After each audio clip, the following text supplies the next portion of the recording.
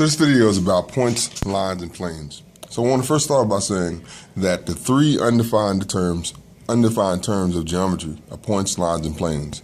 So make a note of this, take out a piece of paper, title the page of notes, points, lines, and planes, and start that note by saying that, by noting that the three undefined terms of geometry are points, lines, and planes.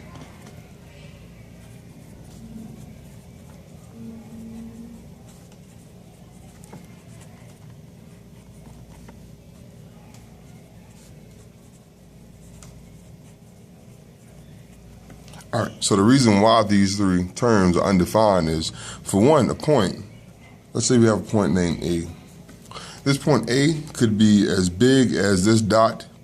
It could be as small as an atom, or it could be as big as the city of Chicago. There's no real definite size for a point. So because it doesn't have a real true definite size, we say we can't define it. We represent something in geometry. It's actually like a basic structure of geometry, but we don't have a definition for what size it actually is.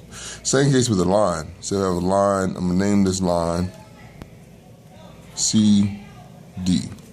And instead of just actually calling it CD, I may call it line L. But either way, I could call this line CD or line L. Either way, this line goes on forever in two directions. Goes forever in this direction and that one. So since we don't have a true length for it, it goes on for infinity in two directions, whatever. We say that this doesn't have a definite length or a definite size because we can't ever stop measuring it. It goes on forever. And the third thing is plane. And it's spelled a little different than the plane you might think of, but it's a P-L-A-N-E-S. So a plane is basically this collection of, if you think about, if you actually had a box, I'm gonna make a box. So some of you guys might draw, you might have drawn a box before. So you get two offset squares or rectangles, connect the corners. And if you think about that, this box has several planes. It actually has 6 of them. You have a plane on the top here, you have a plane on the side, a plane in the back, a plane on the bottom, a plane in the front. And distinguish which one's behind the other. Typically in geometry, we use like a checkered line. So I'm going to erase this line a little bit to show which one is behind the other. So this means, this little checkered line, it means that this line is behind another surface. We don't necessarily see it. If we actually had a solid figure, we wouldn't really see it. But all these things are different planes. So if I name the points on the corners of this box like A, B, C, D, E, F, G, and H, it would have several different planes. The top of the box would be called plane ABC.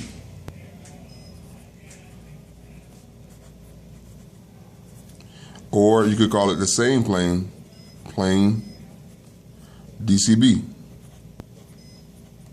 Or for that matter, ADC. Any three non-collinear points can be used to name a plane.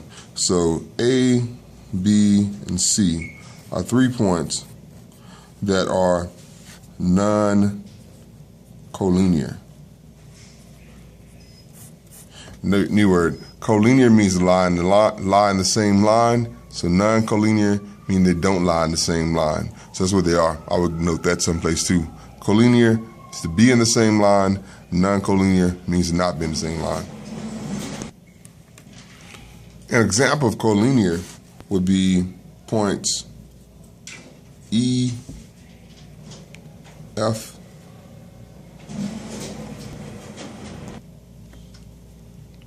so if I connected E and F with a line,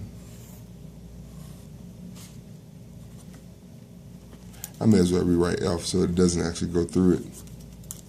It's point F.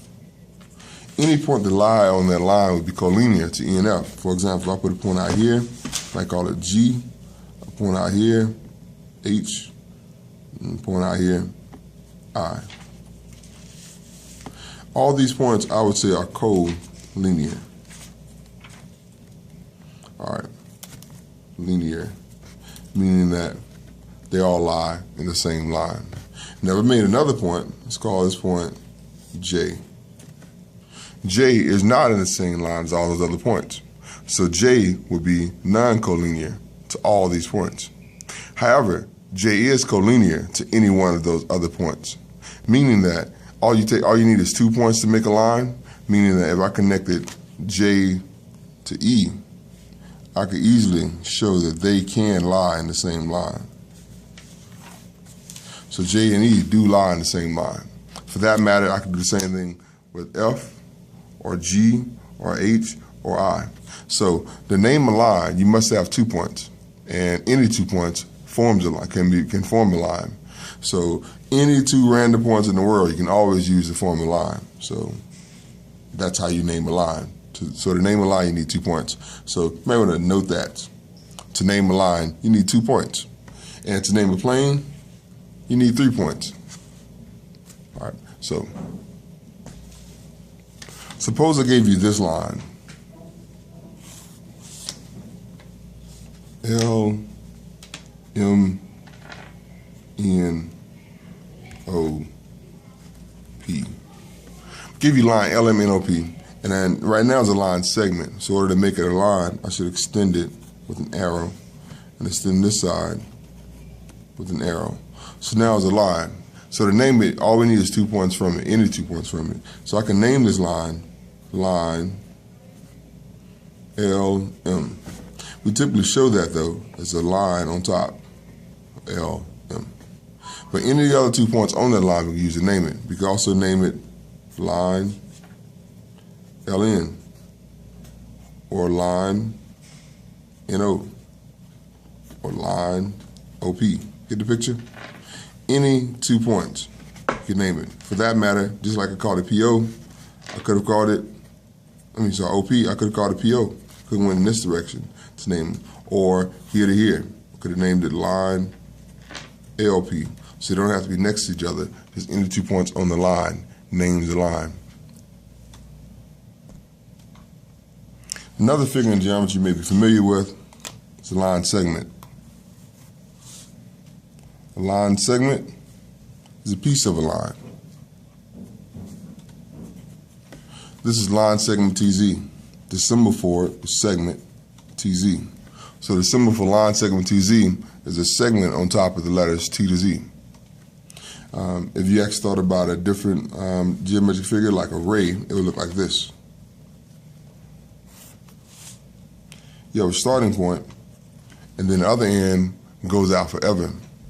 So if I actually name this ray R O, this would be ray R O. Make sure you hear what I'm saying. This is a line segment, and this is a ray. So that reads ray R O. And this reads line segment T Z. All right, so take out another sheet of paper and label it other symbols of geometry, just so we know about these things as we go further. If you see this symbol, that's the symbol that means parallel lines. So if you ever see that, that means parallel lines. Our symbol for it is two lines that look parallel. You ever see this symbol, upside down T?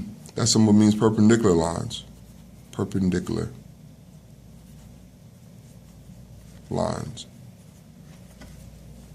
If you ever see this symbol, equal sign with a squiggly bar on top, that means congruent. Talk about it a lot. Basically means equal to, for all practical purposes. It means the exact same size and exact same shape. So congruent means the exact same size and shape. Another symbol you're going to see is this little symbol. In previous math class, you might have seen that before, and you may have someone explain that means about or roughly. But in geometry, that little squiggly line there means similar. So we need two shapes of similar, meaning that they're pretty much the same shape but different sizes. So if you think about something similar, a good example would be a Hot Wheels and the real Mustang. All right, so if you think about that, that's two similar objects. Another symbol from geometry you're going to see in this class a whole lot is going to be this one. Angle. You ever see that? That actually means angle. So, for example, I may have an angle A, B, C, and we will call that angle A, B, C. If you ever see a little M in the front, that means measure of angle. So if you see that, that means the measure of angle.